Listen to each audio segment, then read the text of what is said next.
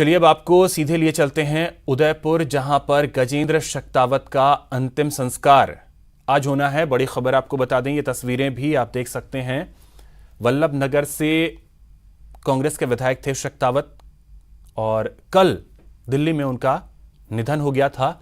लंबे समय से बीमार चल रहे थे और उसके बाद उनके पार्थिव देह को दिल्ली से उदयपुर लाया गया और आज उनका अंतिम संस्कार किया जाना है।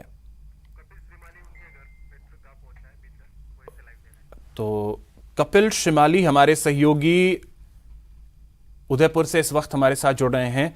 कपिल, अंतिम संस्कार को लेकर के वहां तैयारियां चल रही हैं, कब होना है अंतिम संस्कार?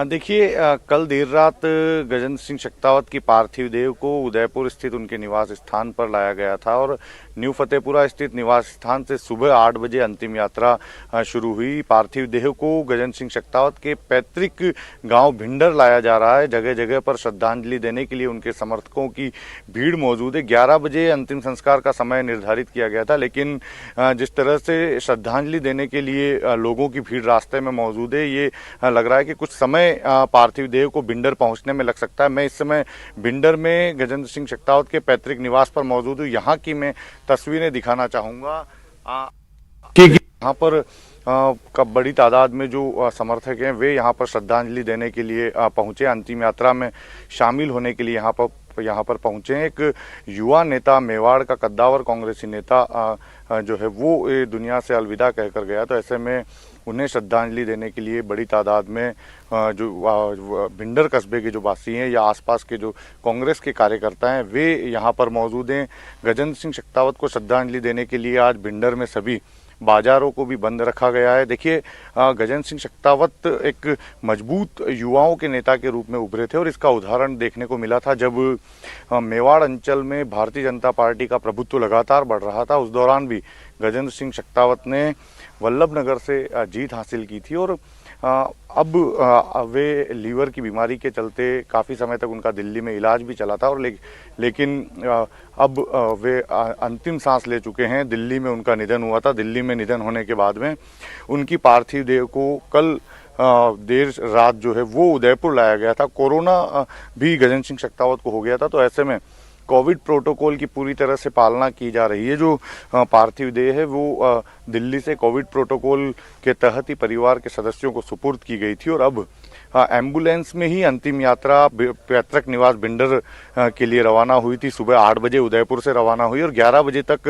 भिंडर पहुंचने की संभावना जताई जा रही थी, लेकिन काफ़ी तादाद में समर्थक रास्तों में मौजूद हैं। दूसरी ओर अगर हम बात करें तो पूर्व उप मुख्यमंत्री सचिन पायलट भी कुछ ही देर में भिंडर पहुंच सकते हैं। उनके साथ में करीब आधा दर्जन विधायक भी शामिल हैं जो कि सचिन पायलट के साथी विधायकों में माने जाते हैं। गजेंद्र सिंह शक्तावत भी सचिन पायलट के बेहद करीबी जो समर्थक थे, विधायक थे, साथी थे, उनमें से एक थे। तो सभी लोग उदयपुर पहुंच रहे हैं। राज्य सरकार की ओर से मंत्री रघु शर्मा, प्रताप सिंह खाचरियावास और मंत्री अर्जुन बामनिया अंतिम संस्कार के लिए शामिल होने के लिए कुछ ही देर में भिंडर पहुंचेंगे।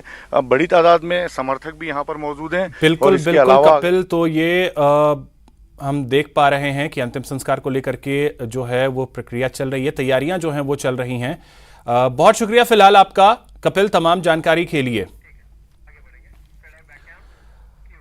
और इसी बीच एक बड़ी खबर आपको बता दें, सिरोही से है, जहां पर जिला स्पेशल टीम की एक बड़ी कार्रवाई देखने को मिली है। अवैध शराब से भरा हुआ एक ट्रक जब्त किया गया है। हरियाणा में बनी 531 पेटियां जो हैं अंग्रेजी शराब की, उसे जब्त किया गया है। पुलिस ने 2 आरोपियों को भी गिरफ्तार किया है।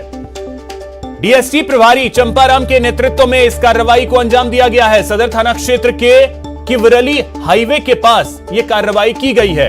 एसपी हिम्मत अभिलाष टांक के निर्देश पर इस कार्रवाई को अंजाम दिया गया। शरद टांक हमारे सहयोगी अधिक जानकारी के साथ जुड़ गए हैं। शरद, एक बड़ी कार्रवाई देखने को मिली है, क्या अपडेट? जी बिल्कुल, मैं आपको बताऊं कि शराब तस्करी को लेकर जिला पुलिस लंबे समय से मुखबिरी कर रही है और धरपकड़ करते हुए कई कार्रवाई की है और इसी कार्रवाई के अंजाम में आज एक बड़ी कार्रवाई करते हुए 531 कार्टून शराब के जो हरियाणा निर्मित है, जो तस्करी के लिए गुजरात की ओर जा रहे थे, उन्हें आबू रोड सदर थाना क्षेत्र के किवरली गांव में दबिश देकर जब्त किए। 2 आरोपियों को भी गिरफ्तार किया। पुलिस उनसे पूछताछ कर रही है। मैं आपको बताऊं कि हिम्मत अभिलाष साठ जो एसपी हैं सिरोही की, उसके निर्देश पर पूरी कार्रवाई हुई है और जो डीएसटी की टीम है स्पेशल, जो शराब की तस्करी और मादक पदार्थ की तस्करी की रोकथाम को लेकर गठित की गई है, उसके जरिए अब जो ये कार्रवाइयों का अंजाम दिया जा रहा है। जी चलिए, बहुत शुक्रिया शरद आपका तमाम जानकारी के लिए। चलिए अब आपको लेकर चलते हैं करौली और दिखाते हैं एक ऐसा दंगल जिसे देखकर आप भी झूम उठेंगे।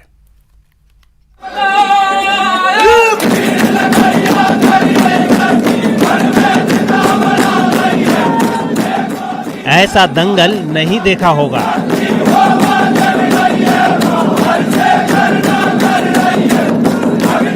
दंगल देख झूमने लगेंगे आप।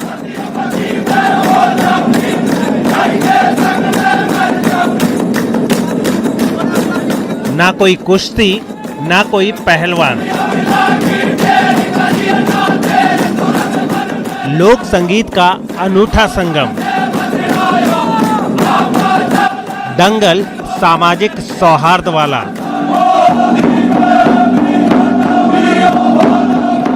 ये गानों का दंगल है, ढोल की थाप, जबरदस्त डांस। ना ऐसा कभी आपने सुना होगा और ना ऐसा कभी आपने देखा होगा। ये दंगल राजस्थान की आन बान और शान को दर्शाता है।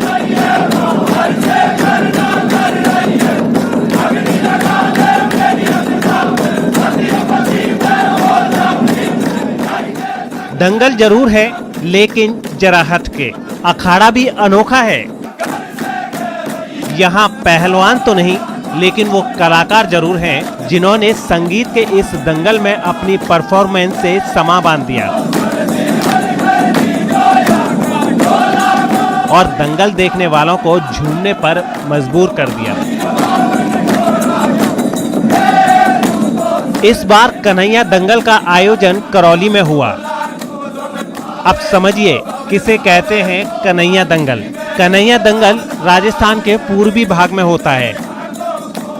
आपसी भाईचारा और सामाजिक सौहार्द का संदेश देता है।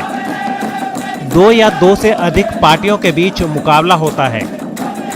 गांव को मुकाबले के लिए निमंत्रण को कागज भेजना कहा जाता है। सहमति पर कागज लेना और असहमति पर कागज झेलना कहा जाता है।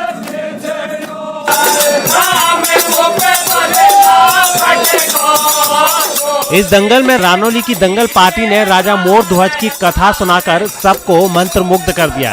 हर साल कन्हैया दंगल में कई कलाकार हिस्सा लेते हैं, अपनी बेजोड़ कला का प्रदर्शन करते हैं। ये संगीत दंगल मरुधरा की सांस्कृतिक धरोहर ही नहीं बल्कि ये दंगल समाज में सामाजिक सौहार्द बढ़ाने के लिए भी किया जाता है। न्यूज 18 राजस्थान के लिए करौली से धर्मेंद्र शर्मा की रिपोर्ट।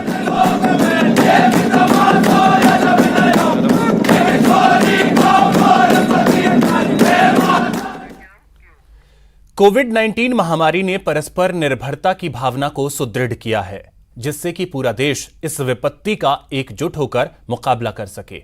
वैक्सीनेशन के ऐलान के बाद जरूरत होगी हम सभी अपना सर्वश्रेष्ठ योगदान दें, जिससे हम एक साथ वायरस को हराने की तरफ कदम बढ़ा सकें।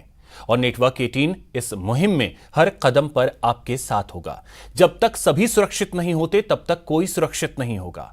इसी सोच के आधार पर हमारे कैंपेन संजीवनी का लक्ष्य यह सुनिश्चित करना है कि वैक्सीन पाना सभी भारतीयों का अधिकार है।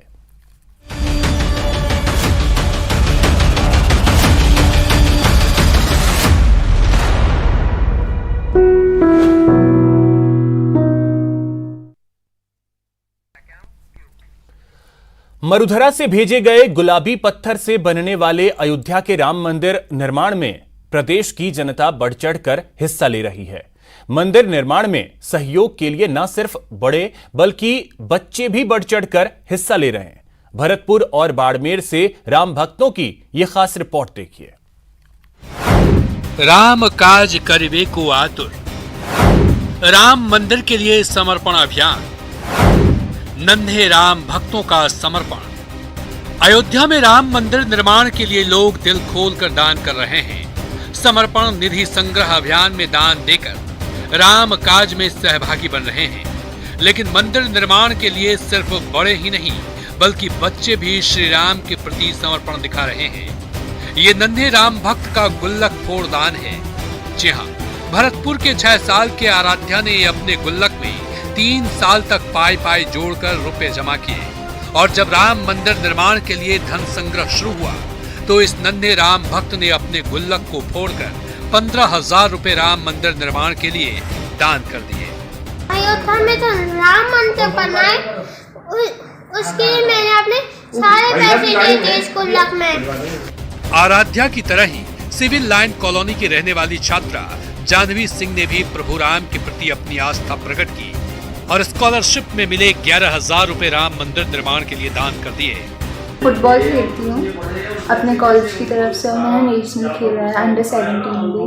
उसकी तरफ से मुझे 8,000 रुपये मिले थे तो वो हैं, और फिर उसके बाद में मैं अपने गली के कुछ बच्चों को ट्यूशन भी पढ़ाती हूँ जिसकी वजह से मुझे 3,000 रुपये और महीने के मिल जाते हैं। तो मैंने इस मंथ की अपनी वो वाली सेविंग्स इसमें लगा दी हैं और मैं हमेशा से चाहती थी कि राम मंदिर बने, तो जैसे मैंने राम मंदिर के लिए थोड़ा सा दान किया है। समर्पण निधि संग्रह अभियान में जुटे विश्व हिंदू परिषद के संयोजक ने बच्चों के भगवान राम के प्रति समर्पण दिखाते हुए दान देने की सराहना की। 15 दिन तक ये अभियान चलने वाला है।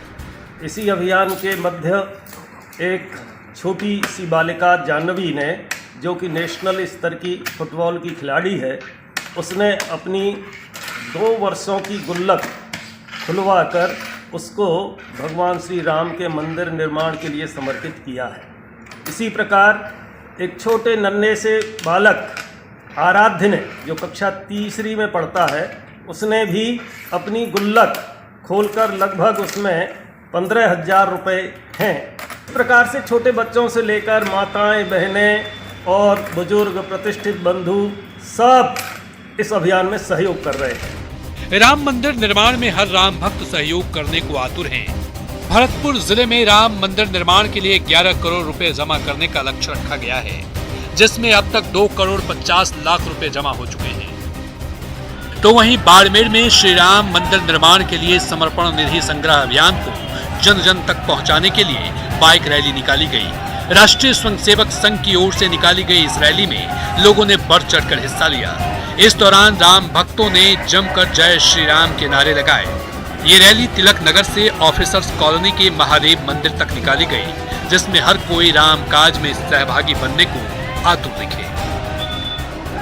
न्यूज 18 राजस्थान के लिए भरतपुर से शिव कुमार वशिष्ठ के साथ बाड़मेर से प्रेमदान की रिपोर्ट। राजपथ पर फ्लाई पास्ट का नेतृत्व करेंगी लेफ्टिनेंट स्वाति राठौड़। पहली बार किसी महिला पायलट को मिला है फ्लाई पास्ट का जिम्मा। स्वाति के नेतृत्व में हवाई जहाज की एक फॉर्मेशन राजपथ से गुजरेगी। 5 विमान महिला शक्ति और सशक्तिकरण का संदेश देंगे। हल्के लड़ाकू विमान, हेलीकॉप्टर और सुखोई 30 इसमें शामिल होंगे। फ्लाई पास्ट की अगवानी स्वाति कर चुकी हैं। नागौर के प्रेमपुरा की रहने वाली हैं लेफ्टिनेंट स्वाति राठौड़। जयपुर के आईसीजी कॉलेज और अजमेर से उन्होंने पूरी पढ़ाई की है और अभी प्रदेश के ही एयरबेस पर तैनात है। केरल में बाढ़ के दौरान हजारों लोगों को इन्होंने एयरलिफ्ट किया था।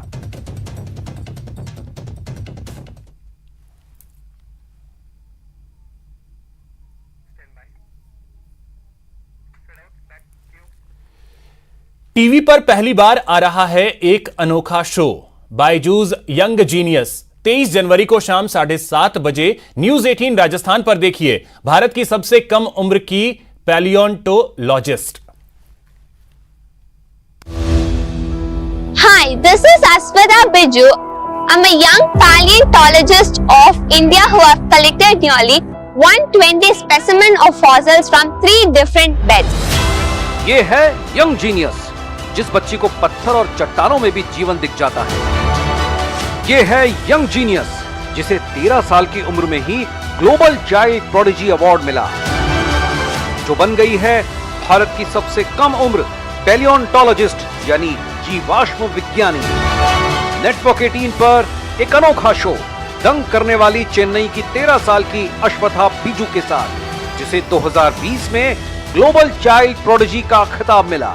To identify and differentiate between a normal rock and a fossil, the patterns help us. जो ढूंढ निकालती है करोड़ों साल पुराने डायनासोर के सबूत। This is a dinosaur bone fragment. This is a dinosaur bone fragment. Yes. And this particular dinosaur bone fragment is 252 million year old one. Bharat की जीवाश्म गर्ल आ रही है यंग जीनियस में।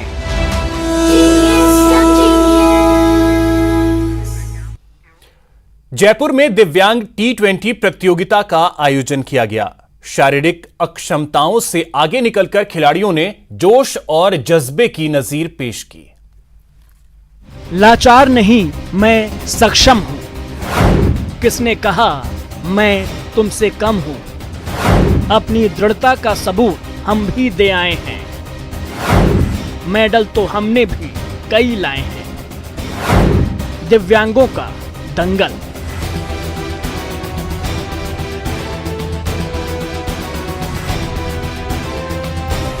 काफ़ी अच्छा उत्साह दिख रहा है और जिस तरह जोश दिख रहा है यहाँ पे काफ़ी अच्छा जोश दिख रहा है और अभी काफ़ी खुशी हो रही है। इतनी देर बाद टूर्नामेंट खेलने के लिए आए और ऐसा ग्राउंड हमें खेलने को मिला है। We are very thankful to the Rajasthan and also for the VDCA। और जिस तरह का फिजिकल कई महीनों बाद गेम का शुभारंभ किया गया है, मैं सभी जो आई हुई टीमें हैं, मुझे अभी जानकारी प्राप्त हुई कि 8 जगहों से टीमें आ रखी हैं।